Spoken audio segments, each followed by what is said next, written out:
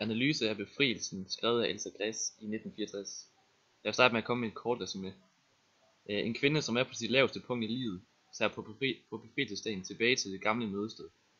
Hun var formentlig modstandsmand. På mødestedet møder hun gamle kammerater.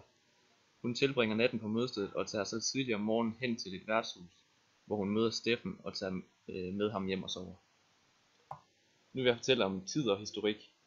Teksten er skrevet som et tilbageblik på befrielsesdagen, eventuelt for Elsa Gress selv, men det ved man ikke. Selve teksten er skrevet i nutid, og der er ingen spring i teksten. Det vil sige, at teksten er skrevet kronologisk. Tidsrummet for teksten strækker sig hen over en nat til tidligere om morgenen. Teksten foregår i slutningen af 2. verdenskrig, hvor Danmark bliver befriet fra tyskerne. Handlingen foregår på et mødested, hvor gamle kammerater kommer og mødes for at gøre praktisk arbejde i forbindelse med befrielsesdagen. De er formodentlig modstandsmænd, som både fejrer og arbejder natten igennem. Teksten er skrevet med en jeg-fortæller, som betyder, at man kun hører fra hendes synsvinkel. Det gør, at teksten bliver fortalt med hendes tanker og følelser omkring hele befrielsen. Hun virker nemlig en del nedtrykt og viser ikke særlig meget glæde ved situationen, og det giver teksten en nedtrykt stemning. Nu vil vi så gå videre til miljøet. Teksten må foregå i en by, da mødestedet, hvor hele handlingen drejer sig om, ligger lige ved siden af et værtshus, da hovedpersonen går efter hun har været hele natten på mødestedet hen til et værtshus, hvor hun møder Steffen og tager med ham hjem. Og derudover får man at vide, at Børge og hans gruppe tager afsted. Man får ikke vide, hvad det er, de gør, når de tager afsted, men de kommer hurtigt tilbage igen, som man kan læse på side 96, linje 28. Og mødestedet, det er beskrevet som et sted, som ikke er blevet brugt i særlig lang tid. Det kan eventuelt være et mødested, der har været blevet opdaget af Gestapo. Derfor har det ikke været et sted at være sikkert længere. På side 195, linje 15. Jeg vidste det ikke havde været brugt i noget tid. Og igen på side 196, linje 18 kan man læse: Jeg fandt maskinen tyk tilstødet. Og det, at den er tyk tilstødet, kan man tolke, at stedet har været stået tom i lang tid. Vi tolker mødestedet som værende et sted, hvor modstandsmænd kom og mødte med hinanden og aftalte praktiske aktioner. Vi tror det, fordi på side 195, linje 16 læser man: Men nu var det ikke længere grund til at undgå det. Og hvis der ikke var længere grund til at undgå det efter befrielsen, så kunne det betyde, at der var grund til at undgå det, fordi at det ikke var et sikkert sted at være som modstandsmand. Og på side 195, linje 21 læser man: Jeg lukkede mig ind og fandt Børge i gang med at kigge en blandt samling revolver efter. Og det at Børge kigger på revolver, som allerede er ved mødestedet, kan også indikere, at det har været modstandsfolk, der har været der omkring. Og endnu en gang på side 196, linje 25. En ganske ung mand, der ville have patroner til en maskinpistol. Han havde reddet sig, gik med et udtryk som et barn, der er snydt for juletræ, da han ingen fik. Det, at folk ser det som et sted, at man kan komme hen og få patroner til maskinpistoler, indikerer også, at det har været et mødested for modstandsmænd. Så til om miljøet virker som et overklasse- eller underklassemiljø, så har vi tolket, at det virker ikke som et overklassemiljø, da hun efterfølgende har været ved mødestedet, tager med Steffen hjem, og hjemme ved Steffen, der læser man, at de på side 199, linje 16, at de tager 2 gamle rundstykker, der ligger i vindueskarmen, og får en erstatningswhisky.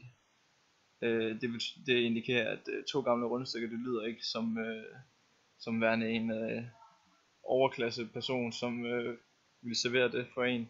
Og det, at han har erstatningswhisky i stedet for rigtig whisky, betyder også, at han måske ikke har råd til rigtig whisky. Og det, at han tilhører den underklasse, giver præg til, at alle de andre også tilhører den underklasse. Og så til personkarakteristikken. Vi starter med jeget, som er hovedpersonen. Jeget, det tolker vi som at være en pige, da man læser på side 197, linje 18 og linje 22. Hvad fanden leger vi? Skrub over og sov din tøs. Og på linje 22, hun er god nok. Det er noget Børge, han siger. Og det er klare beviser på, at hun må være en pige. Man får at vide i starten af novellen, at hun er på sit laveste punkt i livet, og hun virker usikker på trods af, at befrielsesdagen er kommet.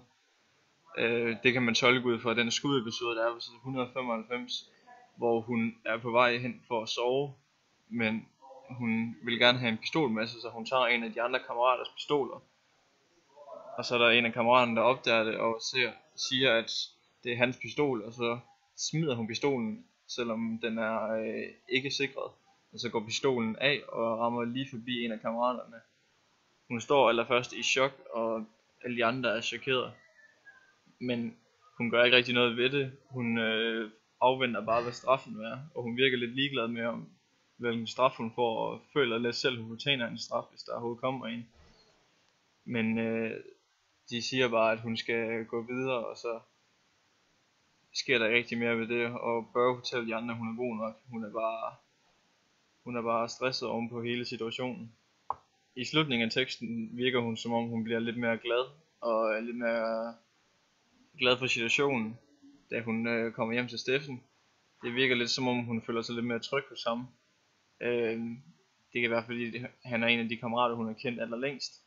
Eller måske det er, at hun er en smule lun på ham. Hvorfor skulle hun ellers sige ja til at tage med ham hjem og sove? Så videre til Burrow. Burrow er en af kammeraterne på mødestedet, og han arbejder ihærdigt i natten igennem. Det er ham, som jeg møder først i teksten på mødestedet, og han tager flere gange ud for at komme tilbage til mødestedet sammen med nogle andre. Man får ikke at vide, hvad han skal, men højst sandsynligt ud og fejre befrielsesdagen og snakke med andre om det. Og Steffen får man ikke rigtig så meget at vide om, men han virker alligevel vigtig for teksten. Det er ham, som jeg møder på værtshuset efter natten, tidligere om morgenen, hvor han sidder og drikker en øl og er fuldstændig udkørt efter nattens travlhed. Jeg tager så med ham hjem og tilbringer dagen er det så hos ham, hvor de sover. Og så slutter vi af med symbolerne i teksten. Det at hun er tæt på at skyde en af kammeraterne ved et uheld, kan være symbol på hvor utryg hun er ved situationen. Og i det hele taget, at hun vil sove med en pistol. Da hun kigger ud og ser, at der er lys i alle vinduerne, er et symbol på, at besættelsen for alvor er forsvundet. Lys i vinduerne var nemlig ikke tilladt under besættelsen, og at man så gjorde det, viste, at man ikke længere var besat. Og det kan ses på side 196 linje 4.